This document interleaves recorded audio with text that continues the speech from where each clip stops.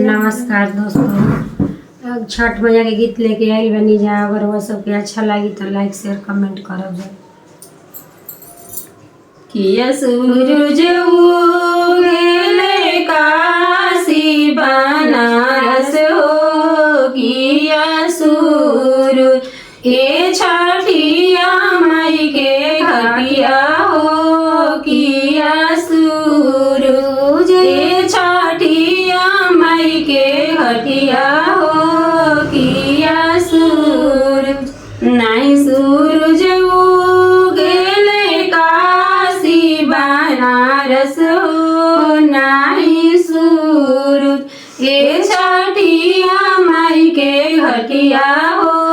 नहीं सूरज ए छठिया मई के घटिया हो, नहीं सूरज उगे ता उगले कौना सिंह के घटिया हो,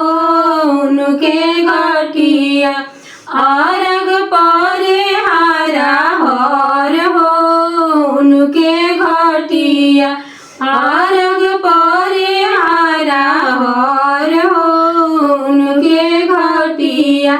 किया सूरज उगले काशी बनारस हो, किया सूरज ए छठिया मई के घटिया हो, किया सूरज ए छठिया मई के घटिया हो, किया सूरज नहीं सूरज उगले काशी बनारस हो, नहीं सूरज ए छठिया मई के घटिया हो, नहीं सूरज एक तो उगले कौना सिंह के घटिया हो, उनके घटिया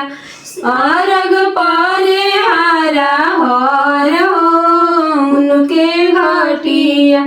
अरग पारे हारा हर हो, उनके घटिया।